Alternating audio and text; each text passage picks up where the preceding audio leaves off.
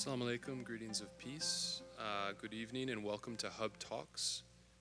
Special thanks to Amir, Eliyahu, and Nasreen for that soulful and captivating performance.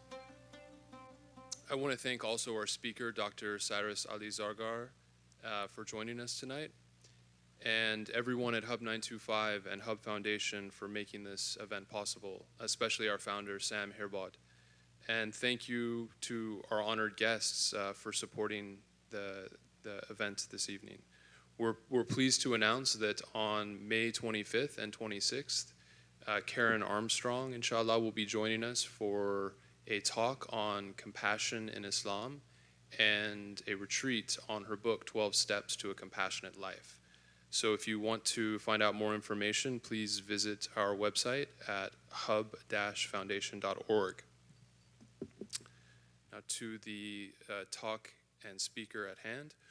What is virtue, and how did luminaries from the past come to understand the virtuous life? And do their insights, experiences, and pedagogical methods have meaning for us and resonance with us today? We're fortunate to have with us a scholar who's dedicated his life to these and other questions. In his new book, The Polished Mirror, Storytelling and the Pursuit of Virtue in Islamic Philosophy and Sufism, Dr. Zargar looks at virtue ethics and storytelling in the writings of Imam Jafar al-Sadiq, the Ikhwan Safa, Ibn Sina, Ghazali, Suhrawardi, Attar, and others. Tonight, Dr. Zargar will focus on virtue ethics and storytelling in the stories of Maulana Jalaluddin Rumi and Ibn Tufayl. Dr. Zargar is Associate Professor of Religion at Augustana College in Rock Island, Illinois. At Augustana, he directs the experiential minor in interreligious leadership, while also co-directing the college's honors programs. Dr. Zargar completed his doctorate at the University of California, Berkeley in Near Eastern Studies. His first book, Sufi Aesthetics, Beauty, Love, and the Human Form in Ibn Arabi and Iraqi, was published in 2011 by the University of South Carolina Press. His most recent book, The Polished Mirror, Storytelling in the Pursuit of Virtue in Islamic Philosophy and Sufism, was published in 2017 by One World Press. Dr. Zargar's research interests focus on the literature of medieval Sufism in Arabic and Persian.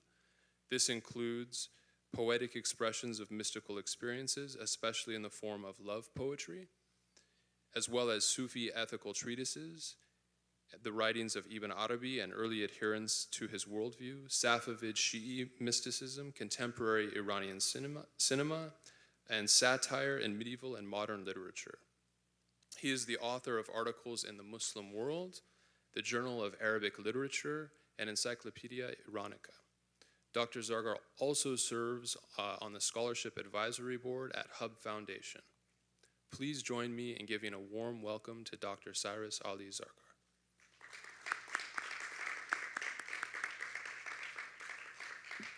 Try to imagine your life without storytelling. Imagine never having heard a story from the time of your infancy until today. How would your understanding of your surroundings change? And would you be able to see yourself as having some purposeful relationship to the world? The concepts of heroes, villains, anti-heroes, tragedy, and happy endings would all be foreign to you. Events would be strung together in terms of cause and effect, but they would be ultimately meaningless. The philosopher Alasdair MacIntyre has argued that the human being is essentially a storytelling animal. Our actions only become intelligible to us in narrative. In fact, he says, it is when life's narrative becomes unintelligible to us that we lament that life has become meaningless. Storytelling has been, MacIntyre argues, the most significant way we humans have communicated our norms, values, and expectations. We have done so not because stories simplify things, but because only narratives can represent the interwoven complexity of human situatedness. Only narratives tell us how a person came to need to make a decision. Only narratives tell us which character traits led to that decision. Only narratives give meaning to the outcome of that decision. More specifically, one can consider the importance of storytelling as a communal activity, whether that community be a mother and child, a family, a tribe, or a nation. Communities of people have traditionally passed down their identities and values through storytelling. And even when traditions became written down and ceased to be transmitted orally, the sense of shared communal interest remained. Storytelling in the Quran, for example, aims at creating a community united in its appreciation of the lives and lessons of prophets, who are, for the most part, biblical prophets. Regarding the story of Joseph, for example, the Quran declares, "We narrate the best of stories to you in this Quran that we have communicated exclusively to you, even if before you were once among the unaware." The prophet has become God's audience. As God tells him these narratives, he communicates the moral standards and secrets that his messengers have shared since the dawn of human existence. As Muhammad communicates these stories to his community, he becomes to them what God was to him, a narrator of universal divine truths. The earliest Muslim audiences' participation in these narratives, their participation in the life of Muhammad and reliving of prophetic paradigms, means that they too will be immortalized, as later storytellers would construct the seerah of the prophet and include his family and companions. Others will be immortalized for their disbelief. They will fail to appreciate the universal significance of these narratives. For them, the revealed narratives are dismissed as stories among stories, tales without divine authority, or myths of the ancients, as the Quran describes it. According to the Quran, one's ability to discern the meanings of its stories and its admonitions reflects that person's receptivity to the truth.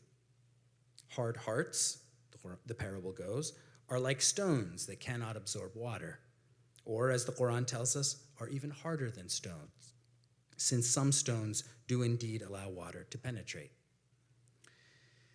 This matters to us as moderns because what we expect from narratives has changed so decisively as imagined communities have replaced real ones, and as modernity has created more fragmented senses of identity.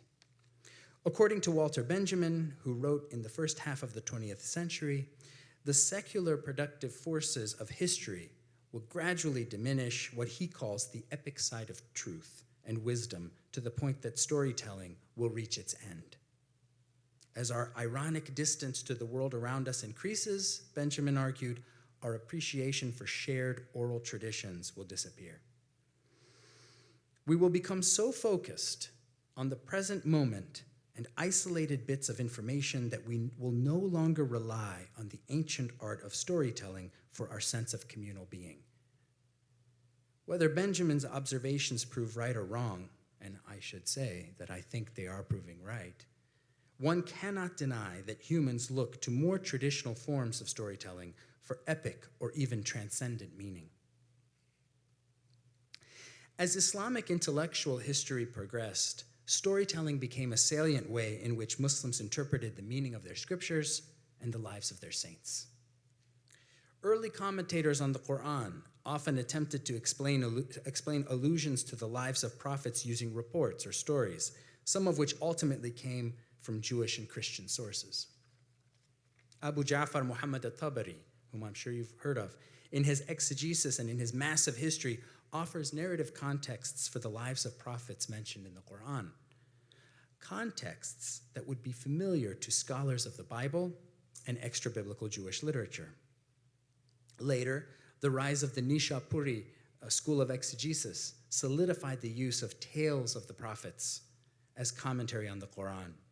Ibn Habib, his student Ahmad al-Tha'labi, and Tha'labi's student Ali ibn Ahmad al-Wahidi changed the way Sunni tafsir or exegesis would be written, focusing on an encyclopedic approach that used hadith among other sources to interpret the Quran. Micro-narratives, whether about the Prophet Muhammad or previous prophets, became tied to the various verses of the Quran. And in fact, I think many of you have seen this. If you look at some of the older tafsirs of the Quran, each ayah is surrounded by a story. And that story comes from a hadith or report. And this is true in Sunni exegesis. It's true in Shia exegesis. You can look at the books and every ayah ends up finding some context. At the same time, writers in the Sufi tradition, such as Abu Abdurrahman as-Sulami and Abu al-Qasim Qushayri, were narrating the lives of bygone saints whom they claimed as paragons of Sufism. In law as well, one of the roles of the earliest qadi or judge was not only to administer law, but also to tell stories of those who exemplified worthy character traits, most especially the Prophet Muhammad. Many such judges held a second official position as storyteller. The role that storytellers played in expanding the hadith corpus was, of course, later lamented by scholars of hadith. Maybe you've heard the term Israeliyat in a negative, pejorative kind of connotation. That's part of that lamentation. Yet even collections of hadith verified as reputable can be treated as literary texts saturated with narrativity. In other words, what I'm saying is that storytelling is an intrinsic part of the Islamic intellectual tradition, historically. This brings me then to our focus for today. For the rest of our time together, I would like to explore two instances of pre-modern Islamic storytelling that reveal ways in which Muslim thinkers communicated ethics as part of a lived experience. The first and more detailed discussion will be from Maulana Jalaluddin Rumi's masterpiece, the rhymed couplets of spiritual signification, or Masnaviya Manavi. In what ways does virtue ethics inform moral decisions? As we will see, Rumi comes to grips with this question in a story about a judge and a Sufi. Second will be the classical tale of the young child raised on a desert island, the text that some have called the first novel in history, Ibn Tufayl's Hayy ibn Yaqzan. In this case, we will think about ways in which philosophical conceptions of human perfection become altered when seen in light of a personal narrative. So to begin with, I'd like to share with you observations from the 10th chapter of my book, which concerns Maulana Rumi, but which also applies discussions of Islamic virtue ethics in previous chapters to a long narrative passage, as I said, in the Masnavi. Chapter 10 is, in other words, a case study. And it's a difficult chapter if you're not familiar with Rumi's distinctive style of storytelling in which lessons are bracketed within lessons. There is structure to the many seeming digressions in this long poem, as Sayyid Qahraman Safavi and Simon Waitman have discussed in their book, Rumi's Mystical Design. Nevertheless, Rumi ties together so many various themes, observations, and stories that it might seem unstructured, and a reader new to his style can feel lost. And by the way, I'll say parenthetically, if you've known someone who's completely unfamiliar to the style of the Quran and the Quran's, other than the chapter of Joseph's style of narrating stories, that too can seem unstructured to someone who's uninitiated to reading the Quran. It is only once you begin to see the patterns and connections in his narratives, and once you come to understand the theoretical backdrop of the poem, that you can appreciate Rumi's Masnavi as Islamic storytelling at its best. My concern is to highlight ways in which Rumi draws on the sciences of his day, from medicine to Islamic law, in his discussion of the completion and perfection of the human soul. The Quran, the Hadith, philosophical concepts, Sufi terms and theories, animal fables and jokes form the tapestry from which he weaves what we might call his version of virtue ethics. That Rumi does all this through storytelling compels us to change the very manner in which we perceive ethical reasoning. So, the story of the judge and the Sufi. The tale begins when an elderly sick man visits the doctor. The doctor takes the man's pulse and realizes that he is deathly ill. He feels sorry for the man, and instead of breaking the news to him, lies, telling him that his cure can be found in doing whatever brings him pleasure. He wants the old man to enjoy his last few days. The old man takes this advice literally and imagines that he must act on any impulse that he has for his health to be sustained. He rushes the doctor out of his house, of course back then doctors came to your house, and decides to take a walk by the water. Or rather, his impulses tell him to do that. On his walk, he notices a Sufi making wudu, that is, ritual ablutions at the riverbank. So meticulous is the Sufi in his washings that the old sick man suddenly has an urge to slap him on the neck. Of course, for him, that urge is a matter of life or death. For if he does not act upon it, he imagines, he will never find his cure. So he approaches the Sufi and slaps him forcefully on the back of the neck. As Rumi says, this is reading number 1 on your handout. A thunderclap erupted when the sick man slapped him. The Sufi said, "Hey, hey, you mother-disowned pimp." The Sufi wanted to punch him twice, 3 times, yank out each mustache and beard hair separately. People are ill from squabbling and are incurable behind ramparts of slaps, trapped through the deceit of Satan. Ravenous for torturing, the guiltless they all are, searching for weaknesses in the napes of one another. The Sufi screams out, and himself has the urge to retaliate with blows. Even so, noticing the frailty of this sickly man, the Sufi holds back. He worries that the old man's infirm body will expire even after one punch. The Sufi does not want to kill the old man by accident and lose his own head, literally, facing execution just for a moment's taste of vengeance. Instead, he drags the old man to the judge and explains everything that has happened. The judge listens carefully until the Sufi demands punishment in accordance with what has been written in books of Islamic law. In other words, punishment in accordance with Sharia. He wants the elderly man to be struck or marched through town in shame. The judge, however, sees matters differently. Were he to take such measures, the decrepit man would die, and certainly a slap does not merit a life. Instead, the judge asks the old man how much money he has to give as compensation. The old man is poor. He only has 6 dirhams. The judge rules that 3 should be given to the Sufi, and that the old man should keep 3 for himself. After all, even a criminal must be able to buy food and other necessities. The Sufi is enraged at this injustice. The elderly man, however, relishes in getting away with assault for so light a sentence. Seeing the back of the judge's neck, he now has the urge to slap it, and does exactly that.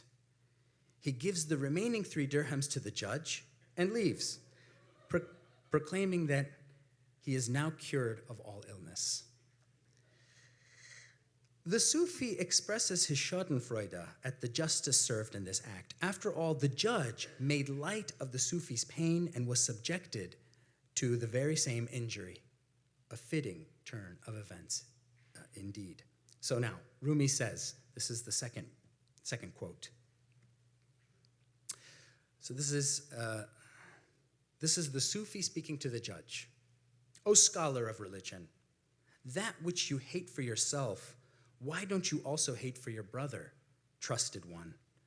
Don't you know the pitfall you dig for me, you're also digging for your own finale? Haven't you read he who digs a pitfall in narrations, that is, in the books of hadith? Act upon that which you've read, my dearest son. This one decision of yours was such a judgment that it brought a slap for you upon the neck. Woe to you for your other adjudications. Who knows what will befall you head to foot? You show mercy to an oppressor out of generosity, saying, for spending 3 dirhams for yourself, chop off the oppressor's hand. What makes it apt to place within his hand the rule and reins? You resemble that goat, O stranger to justice, who nursed with her own milk the wolf's cub. Yet it is here that the judge's wisdom shines perhaps most brightly.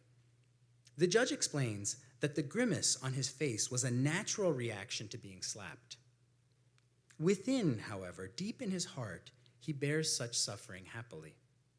Since all events originate with God, even this blow was a welcome sign of the divine beloved, who cared enough to cause the judge pain. And then Rumi says, and so this is reading number 3.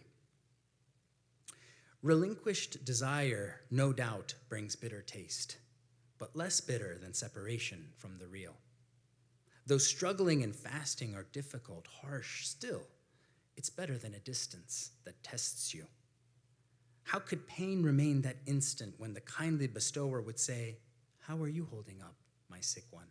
You see, the pain and suffering of being distant from the divine beloved are much more intense for him than any physical pain. The story ends with an extended consideration of the meaning of human suffering. The Sufi begins to focus more on his own particular pain, asking the wise judge why suffering occurs, everything from a slap to death itself. The judge's answer is that the vicissitudes of good and bad in life have no worth when one considers their purpose.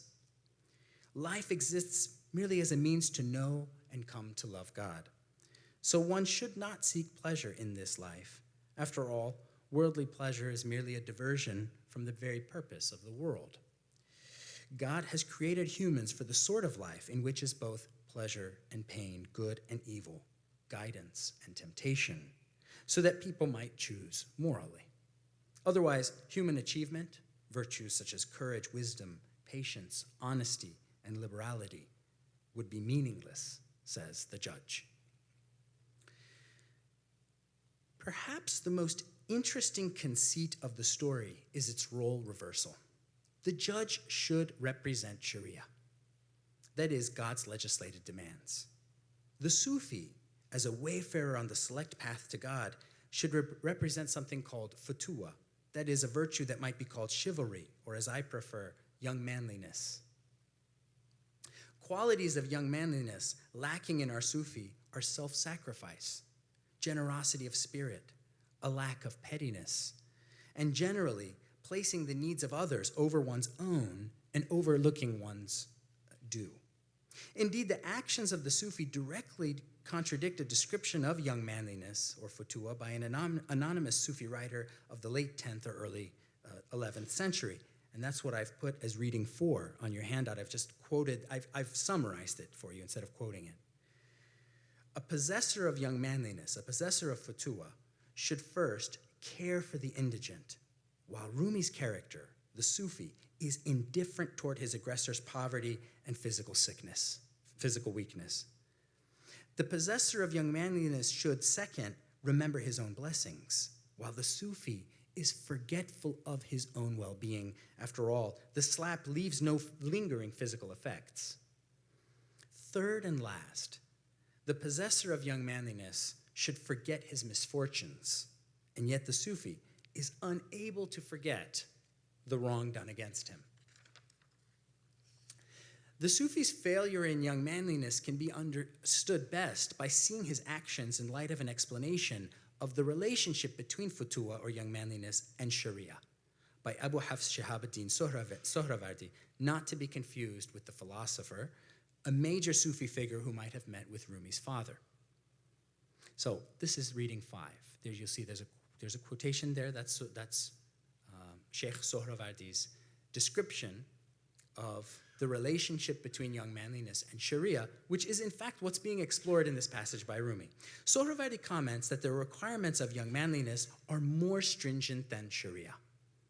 Thus, for example, a person possessing young manliness would, as he says, do a good deed in exchange when someone commits evil against them, even if Sharia allows for retaliation. This is the phrase, turn the other cheek, which we know. The Sufi in Rumi's story acts in opposition to Sohrawardi's words, abandoning young manliness and demanding the harshest limits and retribution of Sharia. On the other hand, the judge reveals to everyone the way in which Sharia and young manliness are actually in harmony. The justice of the judge, as opposed to the retributive justice sought by the Sufi, might be called narrative justice, a justice that takes individual narratives and real circumstances into question. And we know historically this is something that Muslim judges did. In this case, the judge has no spot, no mahal, as Rumi says, to punish, because the sick man's body has wasted away and left no invulnerable places to receive blows of corporal punishment. Only the living body is the judge's jurisdiction, while the soul is punished in the afterlife. Moreover, the sick man is poor and cannot be asked to pay a compensation for his crime. In other words, even if he's committed an injustice, the sick man's well-being and livelihood matter. And if you think about it, right, this has, I think, a rather profound lesson for us today, if you look at our criminal justice system. The Sufi sees justice as black and white. He avoids exacting retaliation because he fears punishment from the king, but he has no doubt that a strike merits a strike. Even in that, we see that his lower self calls him to more than one slap, yanking out every hair and punching the sick man numerous times. The Sufi has mastered self-control, so he refrains from taking such an action. He's, after all, a Sufi. He's been practicing this. What the Sufi has not mastered, however, is a magnanimous foregoing of one's due that might be necessary in the case of a dying poor man. This ability to have a panoramic view of the needs of everyone, both self and others, and make judgments that suit perfectly the circumstances of the moment is called, in Aristotelian virtue ethics, practical wisdom. It is defined by Miskoweh, if you've heard of him, the Muslim philosopher, as preferring that which is most virtuous and acting upon it with habituated constancy. So I hope you see what I'm saying. Practical wisdom is looking at the moment and knowing what the right thing is at that moment. You can call it the just decision at that moment, based on the circumstances that you're in. Thus, the judge who is slapped is able to restrain his anger because he, like the Sufi, has practiced managing the source of his anger, or what is called in philosophical ethics the irascible faculty. But very much unlike the Sufi, he has practical wisdom and can prefer the most virtuous course of action without effort. He can have mercy in this case because this particular person's affliction merits mercy. Justice is not the blind application of tit-for-tat retribution, but a consideration of each person's specific situation. Rumi's commentary parallels insights from virtue ethics, but also highlights an expectation that he and other Muslims had of judges. Wa'il Halaq discusses ways in which pre-modern Sharia was not law in the modern sense. That is, in the sense that law must be fixed and based on precedents because it was considered as malleable as the social and personal circumstances to which it responded. Moreover, Sharia was not blind, because those who were weak, sick, or poor, like the misguided slapper in Rumi's story, should be given preference over those who are privileged, healthy, and self-sufficient. I hope you see what I'm saying. This is a model very different from, if you've seen the Statue of Justice, she's blind, and she has the scales. This is a model that's very different from that. The law, if we can even call it that, and this is why Sharia really isn't law, the law of Sharia was what Halaq calls an ijtihadic process, a constantly renewing and contextualized reinterpretation within the constant framework of scripture, jurisprudential principles, and community consensus. In other words, no one could tell you that in some codified way, Sharia says this about anything. You would have to know about much. You'd have to know in a case of judgment how it applies to that particular person. The notion of Sharia as state law, a legalized code with universal implications, was a product of colonization that actually began in the British dominance of India, especially in the late 1700s, when the British determined that indigenous law should be as codified as English law. Jurisprudential books tend to discuss punishment in precisely the same matter-of-fact, nonchalant manner as Rumi Sufi does. Yet Rumi is able to transform a legal discussion into a discussion of virtue, showing us that the practice of law did indeed rely on virtue, especially the virtues of the judges who applied the law. Temperance is seen as comically lacking in the sick man, right? He has to act on every impulse, so he doesn't have temperance. but possessed by both the Sufi and the judge, who are both able to hold themselves back from returning a slap. Yet each of these two, the Sufi and the judge, has varying motivations. For the Sufi, those motivations are external. The Sufi fears the king. For the judge, motivations are internal. The judge has wisdom, which brings him to come as close to excusing the sick man as the boundaries of the law will allow. Here is where we must finally consider what exactly makes ethics in storytelling different from ethics in treatises, manuals, and books of philosophy. The narrative of a deluded sick man with an urge to slap Sufis seems to necessitate context in a way that abstract writing, such as in philosophical or Sufi treatises, does not. An ethical stance becomes more than a matter of contending moral theories. Everything has situatedness and subjectivity. Think about it. The Sufi, you can put yourself in his position, right? He has to slap to save his life. The Sufi, on the other hand, you can put yourself in his position, indignant at the harm done to him. So he holds himself back in order to seek a legal form of retributive justice. And we've all been in his position. We've all been wronged and wanted justice for something done to us.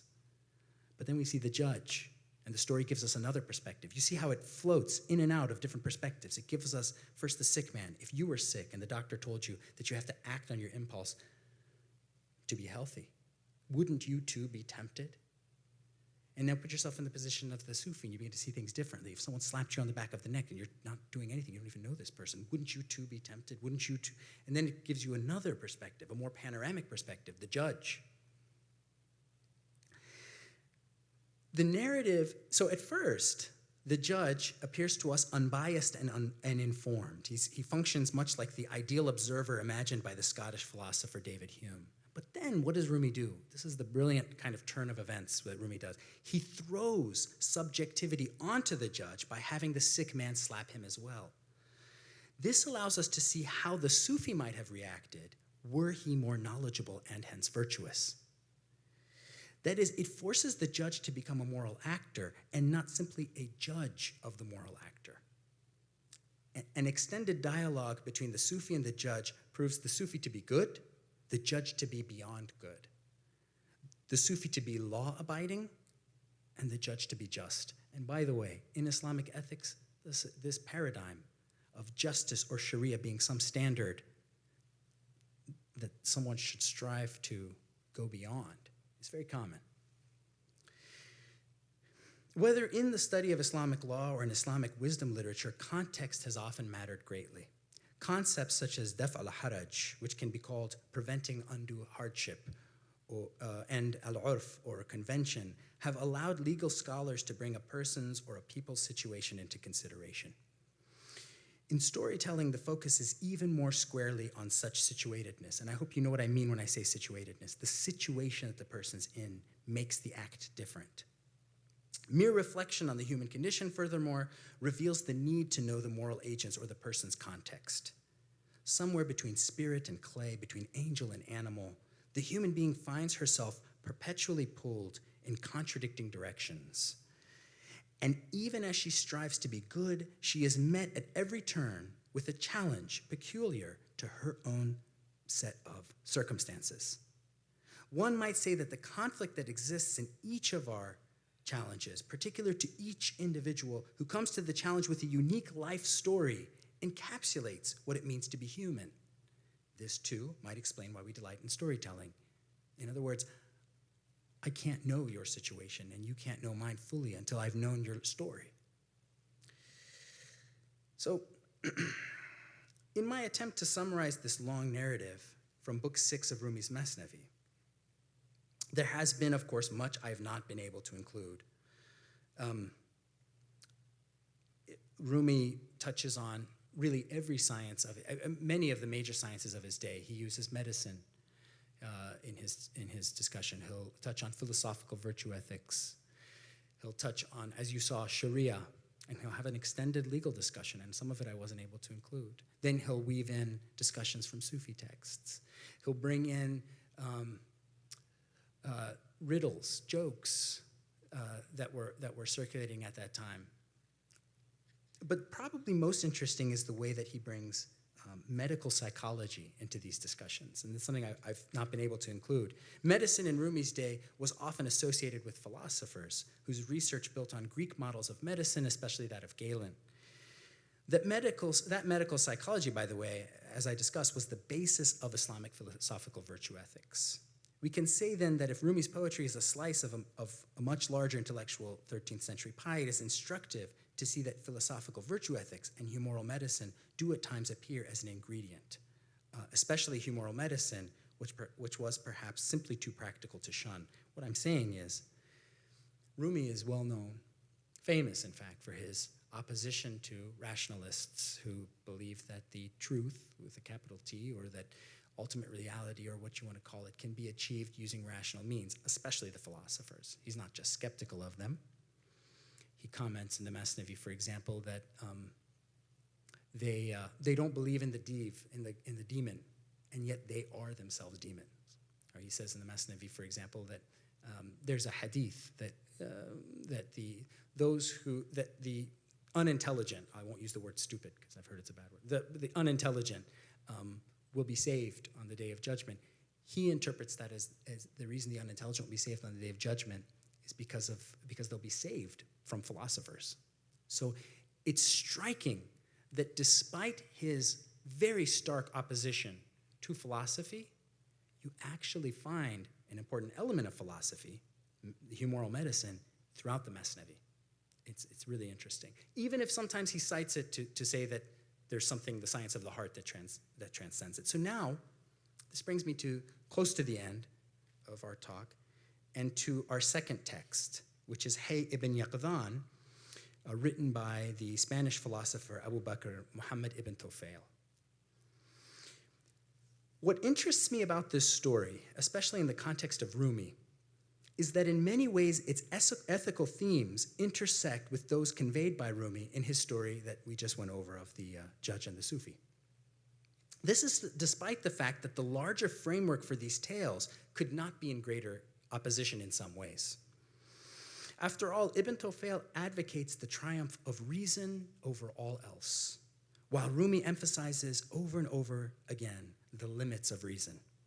Ibn Tufayl argues that religion is limited when it comes to communicating philosophical realities. Myths and references to paradise and hell are symbols, according to Ibn Tufayl, that apply to the masses, while those gifted with an exceptional reasoning capacity will soar beyond religious stories and symbols to know the real directly. Rumi, on the other hand, like Abu Hamid Ghazali before him, consistently points to the hidden meanings that cannot be accessed without going through scripture, metaphors, and ritual.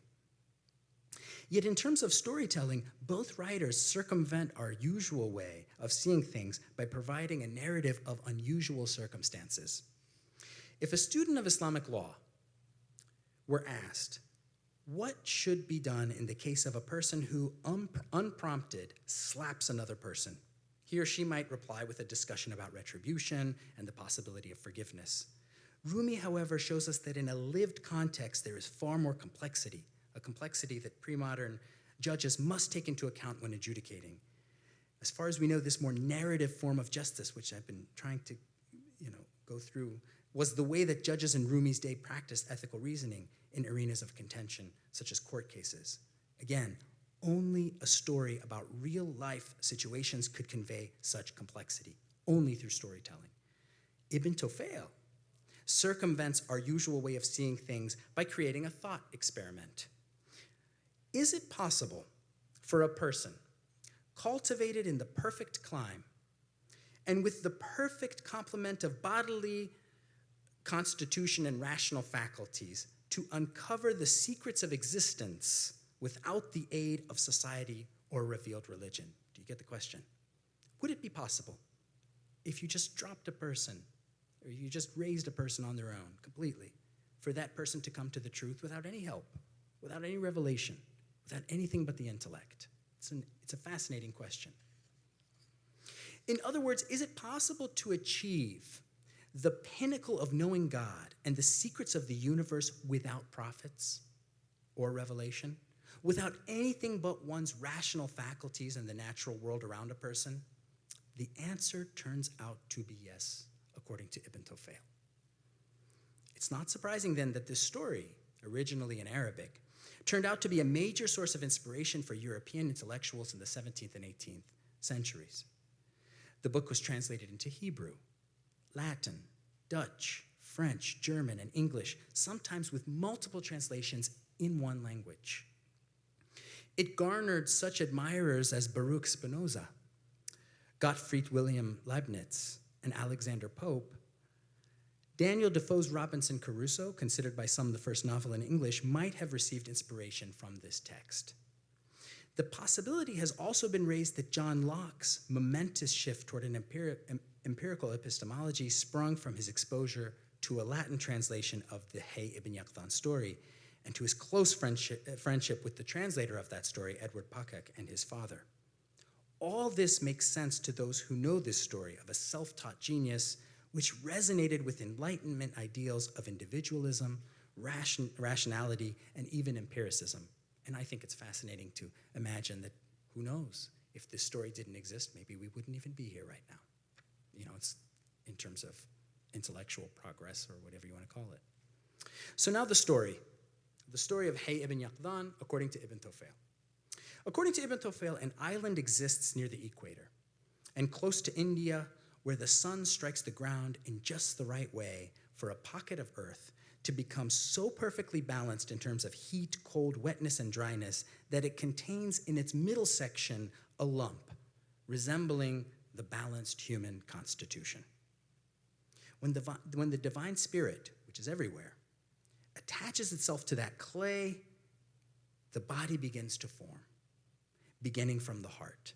From this lump of clay, the infant child, Hayy ibn Yaqzan, comes to be. For those who cannot accept the idea of spontaneous generation, Ibn Tufayl offers an alternative, but the central point is the same. A child comes to be on an island where there are no other human beings. He is raised by a deer, or a female deer, a doe, who cares for him by feeding him her milk. As Hayy grows, he notices that he is different from other animals on the island. He has no natural form of defense, and unlike them, his private parts are exposed. This causes him great embarrassment. So eventually he takes to covering himself with the remains of a dead eagle. Later, his mother, the doe I mentioned, passes away, which causes Hayy a great deal of grief.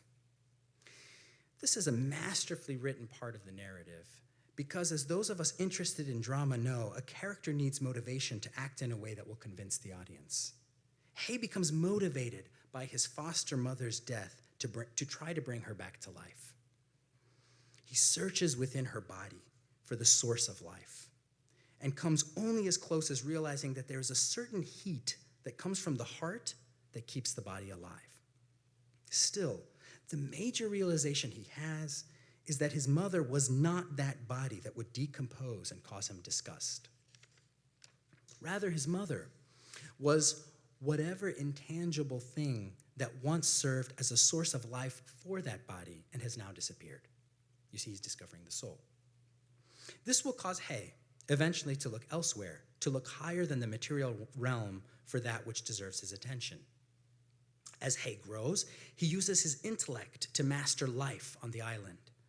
At first, he constructs weapons to hunt and learns to ride certain animals as he chases others. The animals that once did not take him seriously learn to fear him.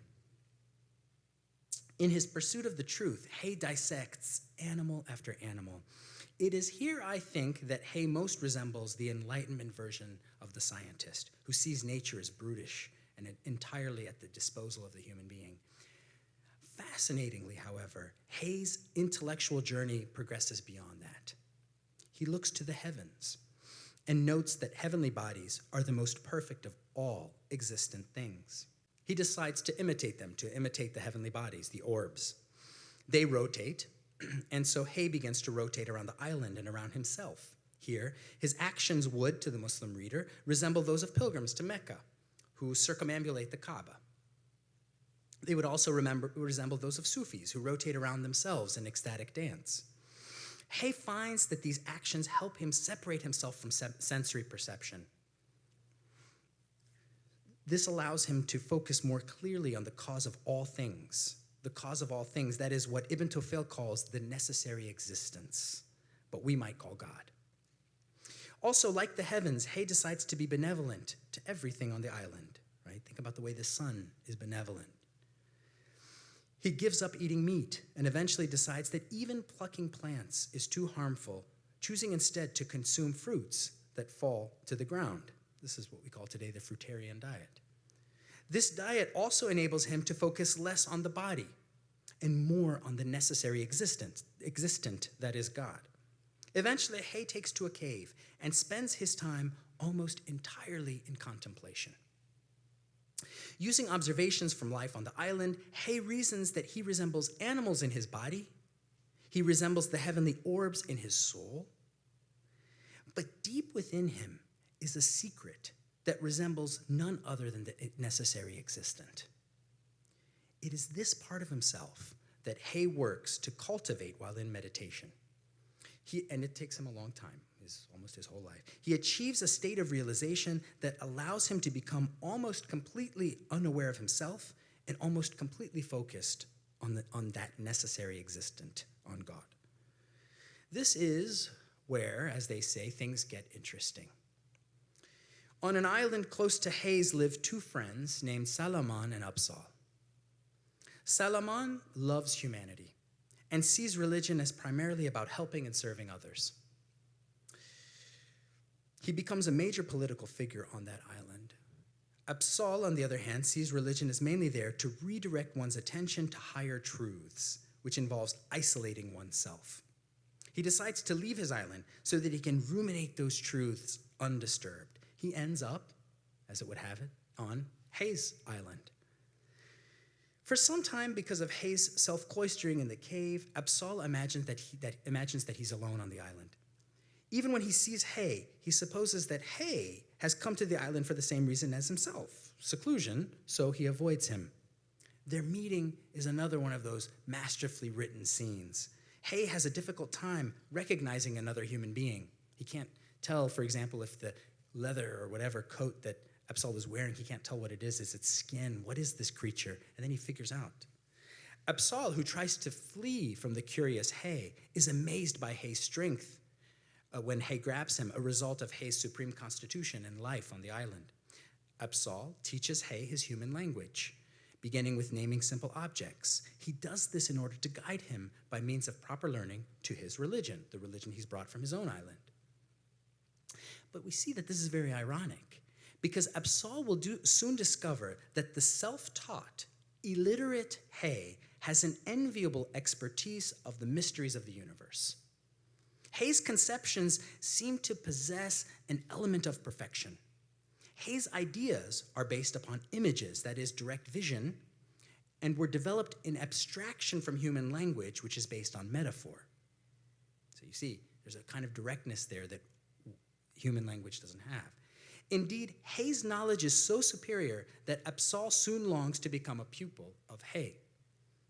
Hayy learns about Absal's religion, which we're never clear what it is, but it might be Islam. It's presented as some sort of monotheistic religion that has a scripture. So really, it could be any religion. He admires that religion, and he accepts it, but he's disappointed that Absal's prophet relied on stories, metaphors, and laws. Stories and metaphors convey the truth in a way that is less direct than philosophical reasoning.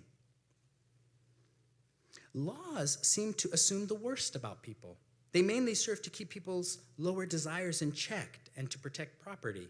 Hayy believes that everyone, like him, should rise above their lower desires and relinquish property entirely. They decide to go to Absal's island to teach its inhabitants about Hayy's philosophical discoveries.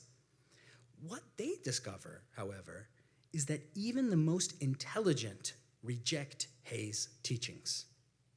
They cannot handle the truth when stripped of human contexts, such as story and metaphor. Hayy leaves them to their simplistic understanding of things and returns with Absal to his island. And the two of them spend their days in meditation together, reaching the pinnacles and peaks of spiritual perfection, because people can't be helped. Now, if you look at reading number 6, Reading 6 is a passage from Hayy ibn Yaqzan. And there's two things. Well, I'll note the second thing later. I'll get to that part. But you'll see. I won't read it. You can read it on your own. You'll see the description of Hayy's frustration, where he begins to see that people can't really be helped. Nothing can be done. A straightforward reading of this story would be one that highlights the superiority of philosophical reasoning to stories, myths, and metaphors.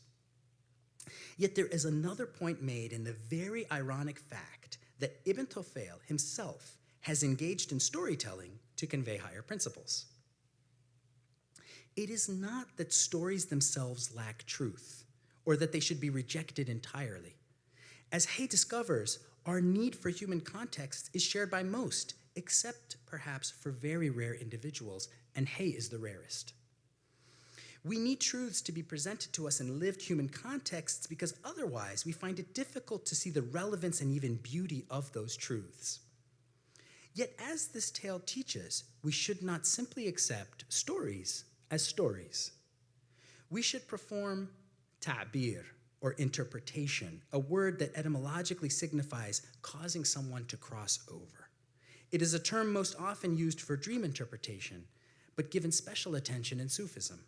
Ta'bir, or interpretation, allows us to cross over from the form or facts of a story to the more profound meanings within it. It allows us to cross over in that when we learn from the experiences and situations of others, we are spared the pains of having to experience them ourselves. Absal, for example, who becomes Hayy's pupil and reaches the pinnacles of intellectual perfection under Hayy's tutelage, is described by Ibn Tufayl as being, quote, enamored by the science of esoteric interpretation, or ta'wil. That's why he learned so many languages, and he tries to figure out what Hayy's language is, but he sees he has no language. There is an indication that only those who incline toward interpretation and contemplating stories and events will make real intellectual discoveries about their place in the universe. Let me remind you that the Quran also presents those who listen to its narratives in two different ways. One group hears these stories and quickly perceives the reality within them, using them to reflect on themselves and discover God and his attributes. Another group simply hears stories. Unable to go beyond externalities, they reject them as legends or myths of the ancients. To them, stories are meaningless as they might be to those who see history, religion, and literature as social constructs through and through. To see beyond the story is as inconceivable for them as, to put it in Quranic terms, it would be for a person submerged in layers of darkness in a limited ocean covered by wave upon wave, with clouds above them, layers of darkness, one over the other, so that when one pulls one's hand out, one can hardly see it. Indeed, this very reference appears in Ibn Tufayl's account of Hayy, and that's also in 6. You can see the clouds. This is from the Surah An-Nur. On the other hand, there are those whose intuition, while not as keen as Hayy's, perceive universal truths within narratives and within the signs that surround them, merely by using the perceptive faculties that become attuned to understanding by living a good life, being grateful, and contemplating the sources of things. Their hearts are like a wick, which, as the Quran describes, is steeped in an oil that almost lights up on its own without even being touched by fire.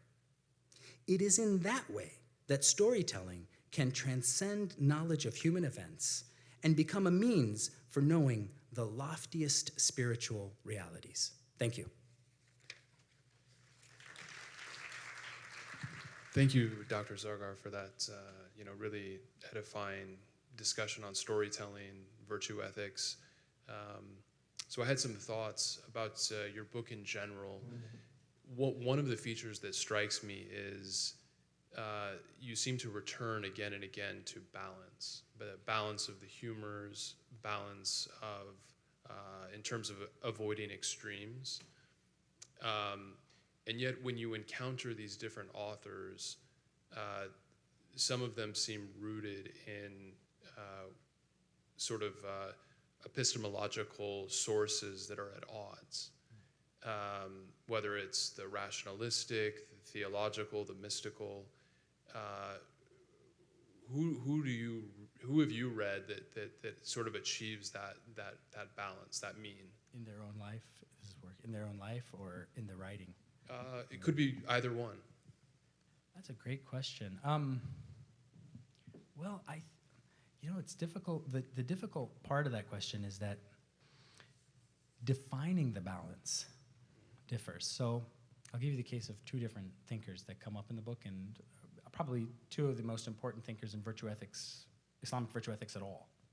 So one is Miskawayh, who I mentioned, the author of Tahdhib al-Akhlaq, a book that's imitated and used by everyone. So who was Miskawayh? Miskawayh is a court philosopher.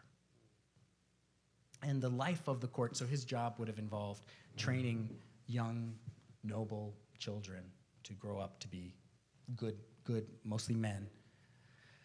And his perspective on what is the good life and what is an ethical life involves, for example, living in society. It's an important part of his virtue, that you can't become an ethical person. You can't achieve the refinement of character by doing what Hayy ibn Yaqzan does and Absal tries to do, and going on some sort of island or cave and meditating on your own and separating yourself from society. Why?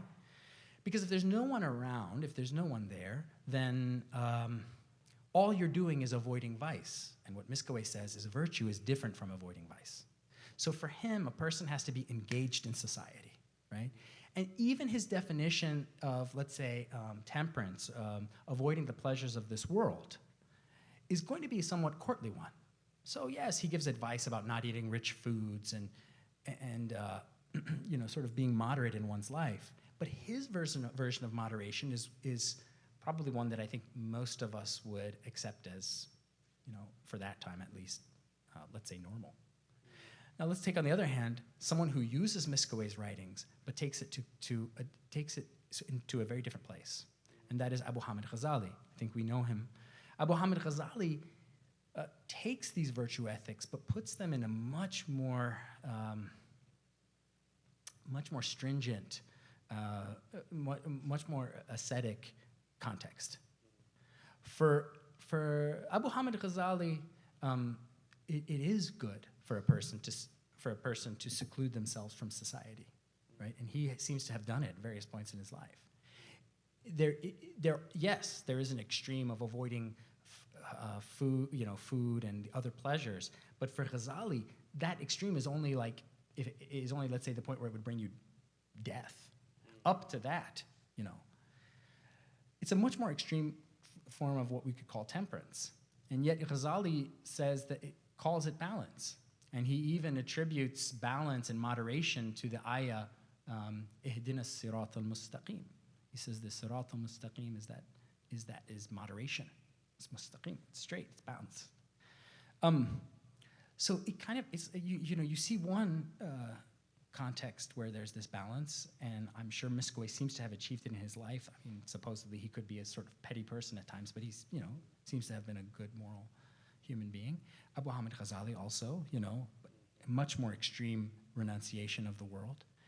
Which one would I or you or anyone else say, well, that person got it right? I think the problem is that they're also tied to their own communities and to their own time. And so what I find is useful is to take it all in, to see what they're saying, and as this whole storytelling discussion says, to look at your own lived context and to see your own situation and to define balance, right, based on what's good in your community, The person in your neighborhood who's considered virtuous, the person to give an example, my own neighbor, they're good because there's this sense of common good and sense of balance that we define ourselves in our own lived context, if that makes sense. Yeah. Thank you. That sort of leads in a bit to my next question, which is, in these classical stories and texts, how often do we encounter a Socratic approach to learning wherein questions are offered to elicit a realization in the listener, the reader, the student, and if you do find it there, is it applicable? Can we use some of those methods today? That's a great question too. When I think of the Socratic method used in teaching, actually I think the Sufi texts sometimes do it better than the philosophical ones, but then the philosophical ones, we're reading the treatise. I can think of one sort of case of almost a Socratic, maybe not method, but approach of Ibn Sina, Avicenna, where he offers this riddle and says, figure it out if you can. And there is that, but more often than not in their treatises, there's arguments being made. But in Sufism, because very often the sheikh, the teacher, is like meeting the person where he or she is, you see it much more. And you'll see there are cases where, well, there's one story, for example, of Junaid al-Baghdadi, and the famous proto-Sufi, it's a figure valued by Sufis and read by Sufis named al-Muhasibi, who's from Basra. And there's an interesting account between them where Junaid invites al-Muhasibi over to a meal at his home, but Junaid is so poor because of his renunciation of the world that he has nothing to feed al-Muhasibi, his teacher. So he has no food, so he rushes out and goes to his uncle's house and takes from his uncle's house some food. Goes back and feeds it to his teacher, al-Muhasibi. Muhasibi takes it, puts it in his mouth, but he notices that Muhasibi's like rolling, like kind of just keeping it in his mouth and kind of pretending to eat, sort of thing, keeping it there, like maybe stuffing it in his cheek. And then Muhasibi like goes out and spits out the food. So Junaid asks him, I noticed that you did that. Why did you do that? This is the Socratic method, right? He did an action that, he did something that would elicit some sort of wonder in his student. To some extent, it's Socratic, not completely. Right. And so Muhasibi tells him, he says, I've made a vow not to consume food that is obtained through questionable means. So he somehow, through his firasa, through his saintly abilities, he's able to see that food was acquired in a questionable way because, Junaid brought it from his uncle's house and he doesn't eat it. But again, that's the learning process is very much, it's very much, you don't tell someone something. You can tell someone, don't eat questionable foods, but if you show them and you make them ask, they learn in a much more profound way. I'd like to ask just a couple more, and then Sure. we'll open it up to Sure. the audience, Yeah. so everyone has a chance to ask questions. You have a rich passage that I'd like you to unpack a little bit for me. Sure. Imaginative language, and hence allegory, is a means for bridging an ontological gap that exists between the human being and the divine, because it gives dimensionality, context, and form to that which escapes all of these things. So can you speak especially of the role of the imagination and allegory in bridging this gap between human beings and God? Oh, that's a very good question. So if I could answer from where I'm most at home, which is the thought of Ibn Arabi.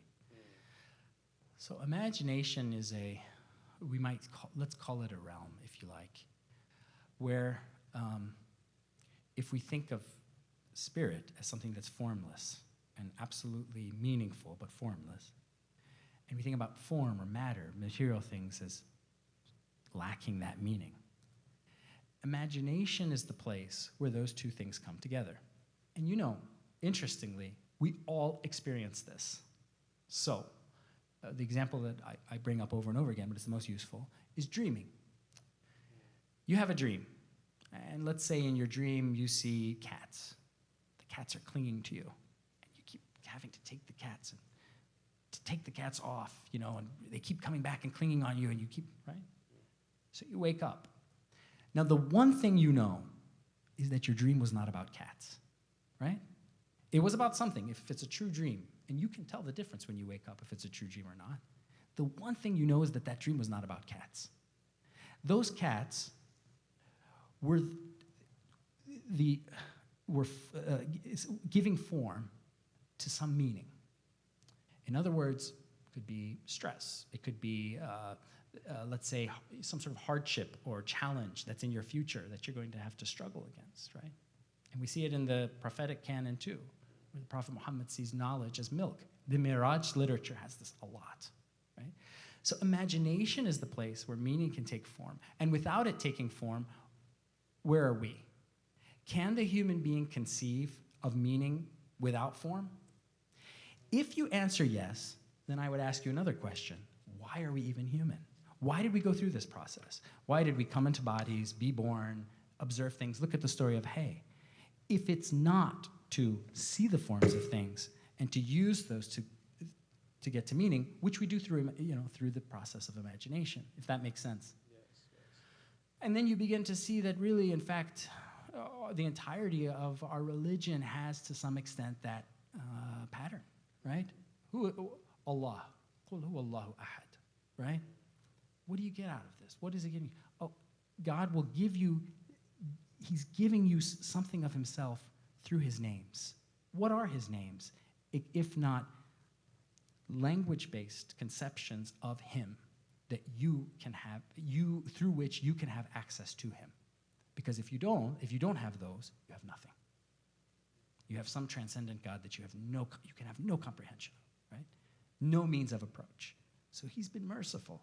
He's given you names, right? He's given some language form to himself. If that helps. That's very helpful. Yeah. Thank you. So maybe a more mundane question. Yeah. I see that you are an expert in also contemporary cinema.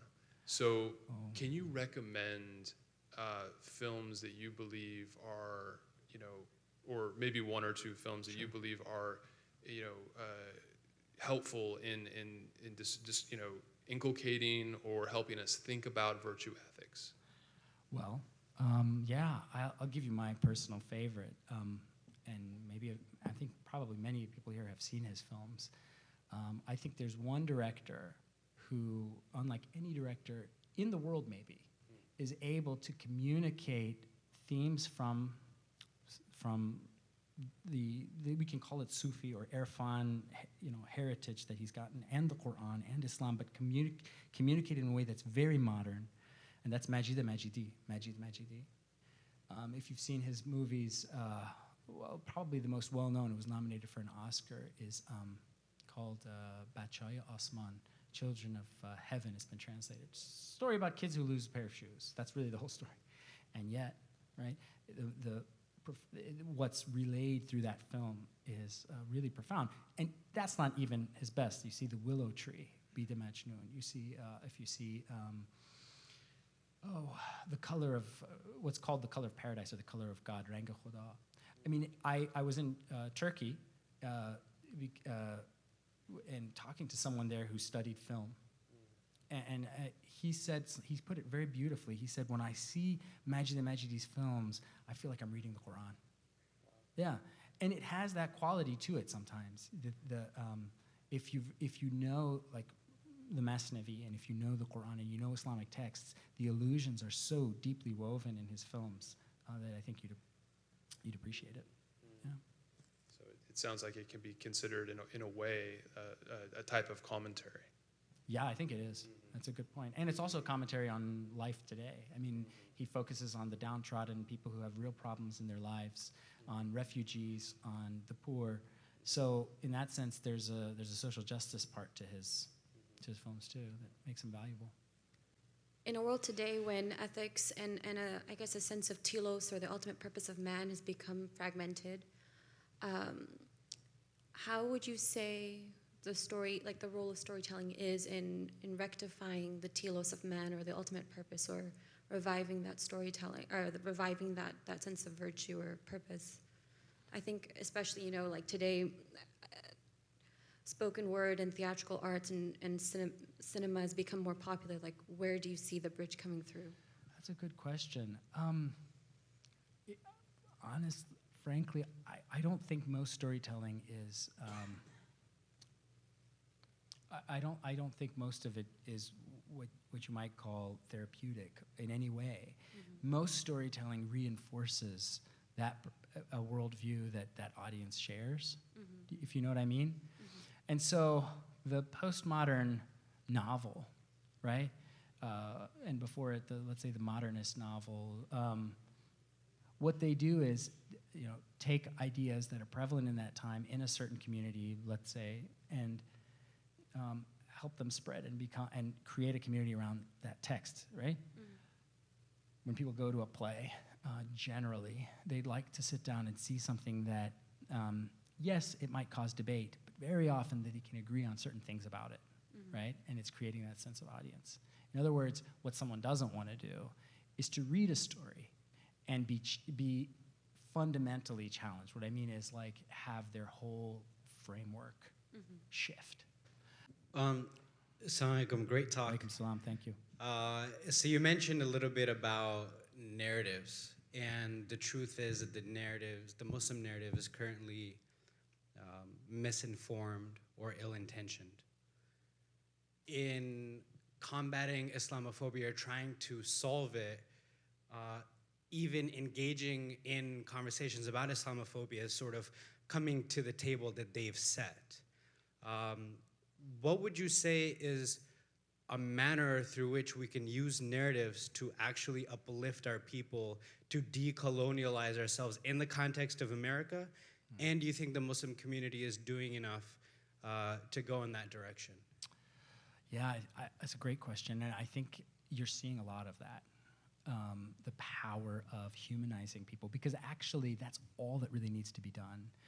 I mean, Islamophobia isn't some deeply held theological difference between what most people think in Islam, because at the end of the day, there's no major religion on earth more like Christianity than Islam. I can't think of one. So it's not some deeply held theological difference. Islam is more like Christianity than Buddhism is like Christianity. It's not even some difference about, even a lot of Islamic practices, Christians in those regions of the world where their practice would also practice. The difference is it's really a kind of racism, and it's being unable to see that person as human. And so Muslims have caught on to this, a lot of them, many of them, and they're in public, and they're humanizing Muslims by presenting narratives, by showing them as being regular Americans. Now, I think our jobs, or in academics, we question things and we're very skeptical. So I should say first that I support that, and I'm glad it's there, because now is a very dangerous time, and it's a time for such narratives to be out there, right? There was a stage, I think TLC, for some time wanted to follow the lives of Muslims in Dearborn, and they had some like This American Muslim Life or something, I can't remember. Now, interestingly enough, that show received a tremendous amount of criticism and was canceled, I think. Why? Because the potency of it, I think, was apparent. If you follow, that wasn't even a good show, but if you follow the lives of these Muslims and show them as real human beings living a life like everyone else, the whole structure of Islamophobia will fall. And I think that's part of why people were so concerned about it. The people who threw their dollars and want to maintain the status quo of Muslims being some sort of vilified other. But there is a danger to it, and the danger is losing. Anytime you justify your humanity, anytime you're forced to justify your humanity and you play that game, you risk losing your identity. I'll give you an example, and I'll end on this. Peter King is a representative from New York, and he had a series of hearings. I can't remember, it's a very long name, but it was about the radicalization of Muslims, right? And it was a very dangerous set of hearings because it wasn't clear exactly what kind of legislation would come out of these hearings, but the possibilities that were circulated were things like Muslims carrying around their own separate identity cards, all kinds of things that really are scary. So Peter King had these hearings, and perhaps most disturbing of all, Muslims came and testified about the radicalization going on in places like Minneapolis and elsewhere. Muslims themselves were supporting Peter King's project. Now, what famously happened in these hearings is Keith Ellison, right? That's his name. Keith Ellison, the representative from Minnesota, at the time the only Muslim member of the House of Representatives, famously gave a talk where he broke down and wept.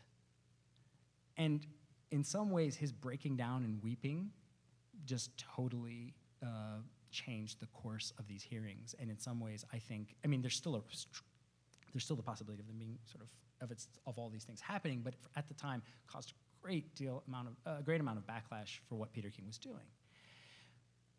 I highly, highly recommend you watch Keith Ellison's testimony, because one of the things he does is storytelling. And what he does, it's very powerful. He talks about a 9/11 first responder, I can't remember his name, who was Muslim. And if you follow what he's saying about him, this first responder to 9/11 who was Muslim, he talks about how he was, beloved of everybody in his high school. I don't remember his high school and things like that. But then you begin to look at the little things that Keith Ellison drops. For example, he played in his school's, I think, version of Messiah. So Christmas, right? He threw some Christmas stuff in there. And he was an all-American, and he talks about the things he loves, right? Like any American person would. And by that, he's able to change the course of things. Also his weeping, his crying helped, right, to show how human it is. And even that, it's not storytelling to see someone weep, but it is part of, it gives power to the narrative if the person telling it breaks down. And afterwards, people would go to Peter King and say, you were the person who made Keith Ellison cry. But the problem and the challenge in that is, do we have to justify ourselves by saying that we celebrate Christmas and that we're all Americans, that we eat apple pie, and that we raise flags? And if you remember 9/11, I'm sure you remember all the American flags that were on the backs of cars and in fronts of houses. Once you begin to justify your humanity, you risk losing your identity. And if you're ever forced to do that, if you're put in a position where you have to justify yourself, you have to realize that you've made a great compromise by responding and doing so. It's not your duty. It's not your duty to justify yourself. Muslims have nothing to apologize for. Why would you apologize? Why would you explain yourself? What is there about your religion that needs explanation? A person has to be blind to imagine most of the things that are said about Muslims. It doesn't take a lot, not in the digital age, to see that they're untrue. Why is it on you? Frankly, that's a question that I have.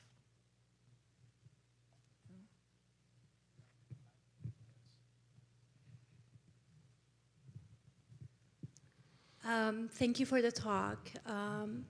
My question is, excuse me, it's a little bit random, but of course relates to this topic.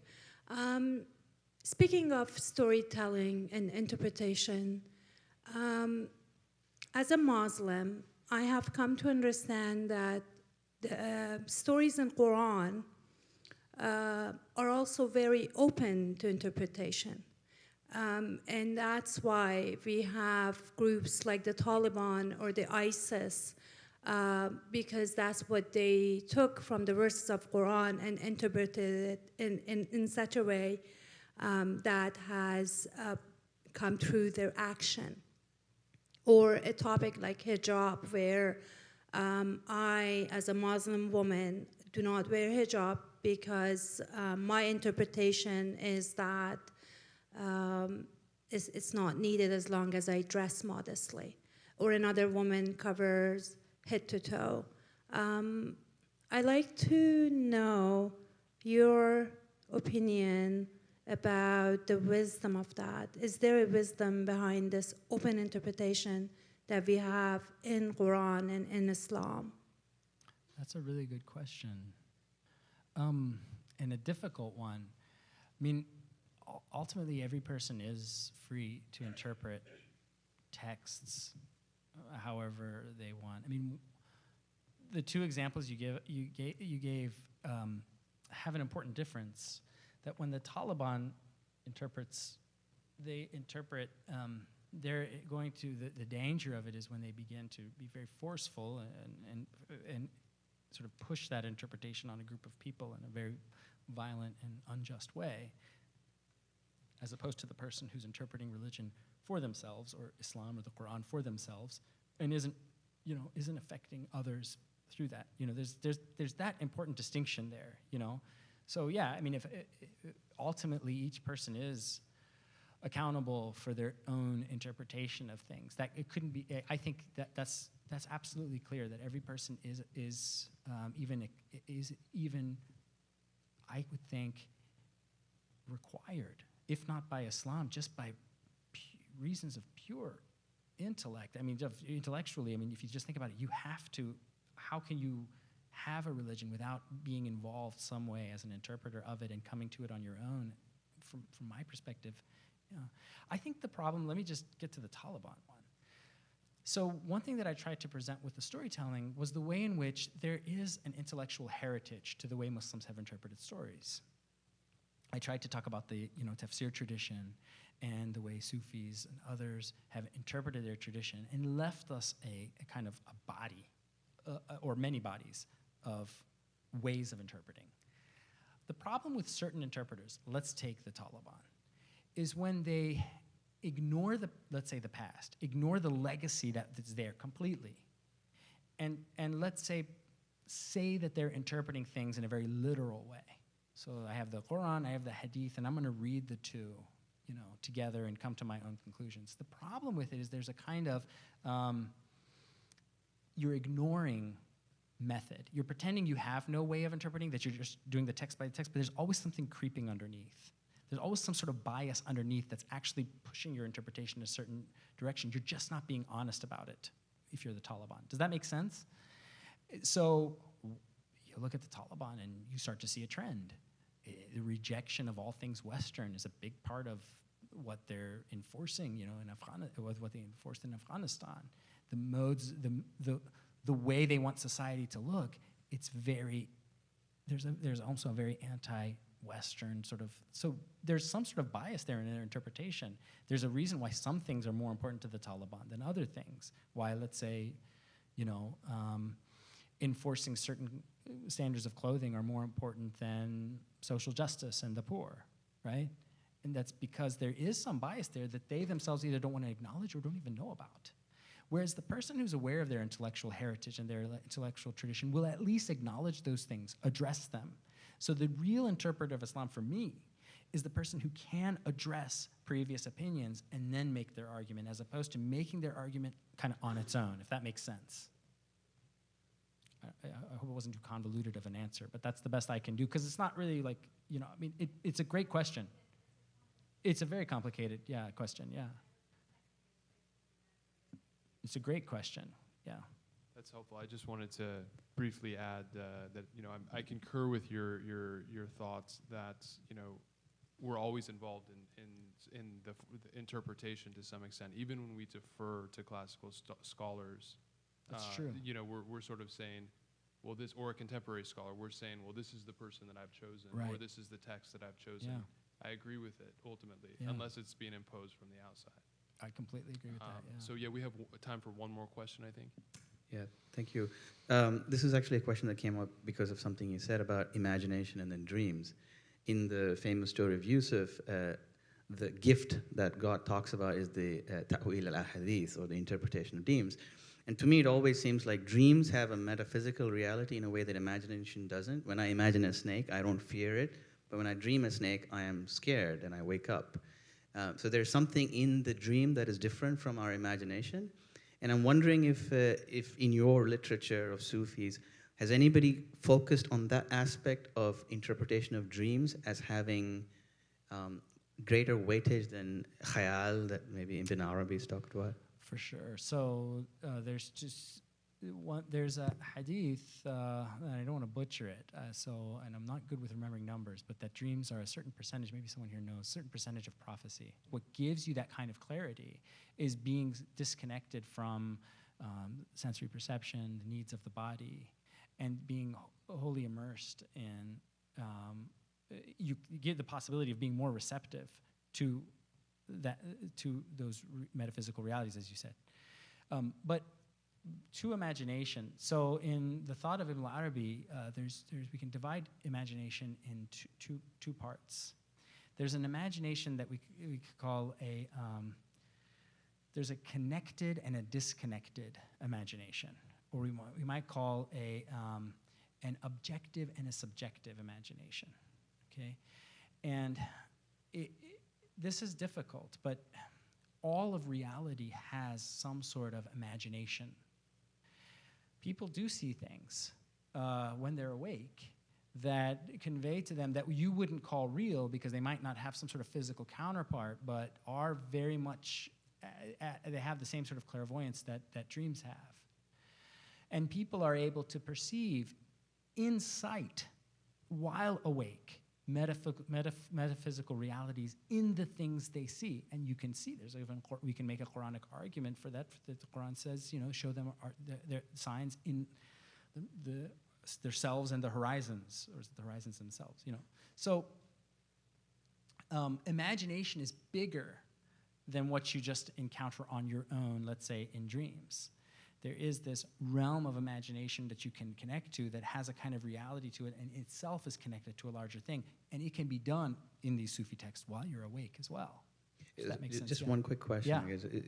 Can I think about then as a continuum of there's someone else's stories, someone else's imagination, and then there's my imagination, and at the closest end of this metaphysical reality is my own dreams.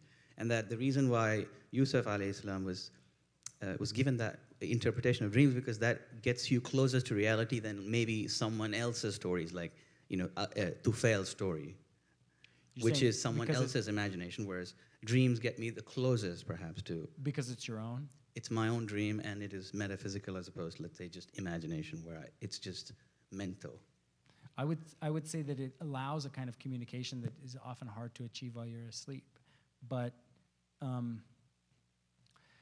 I think the only point that I'm trying to drive home is that it's not, I wouldn't look at it just psychologically, which is how we're thinking of dreams, right? That this is going on within your mind. Think of it rather as when you're asleep, you go somewhere.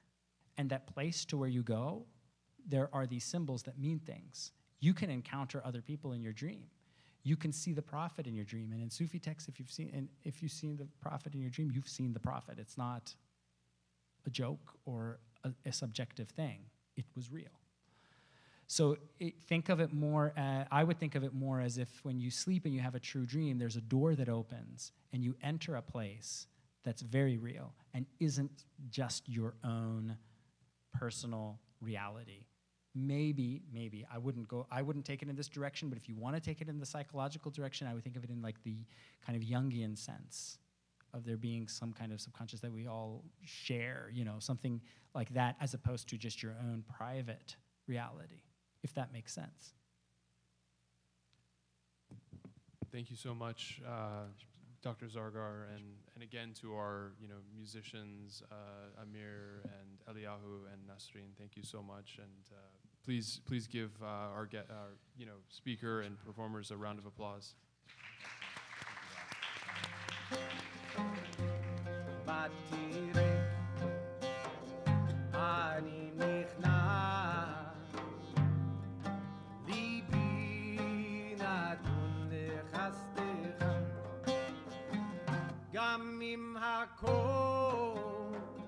ישלל ממני בתוכי כל הרשמה ממנקה הוא ירימני ימלא לי השראה ממנקה הוא ירימני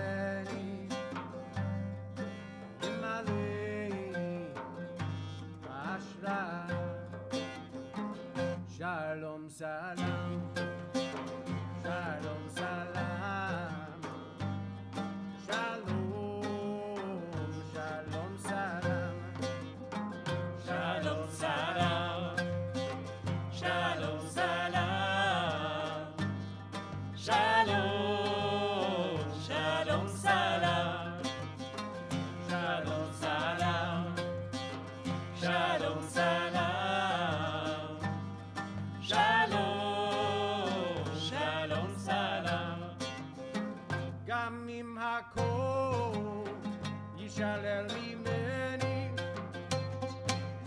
אנוכי כל הלשמה מן הכאב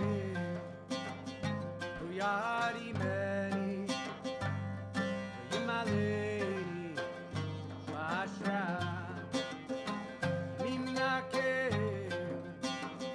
הוא ירימני וימלאני בהשראה Shalom salam, shalom salam, shalom, shalom salam, shalom salam, shalom salam, shalom, shalom salam, shalom salam, shalom salam, shalom.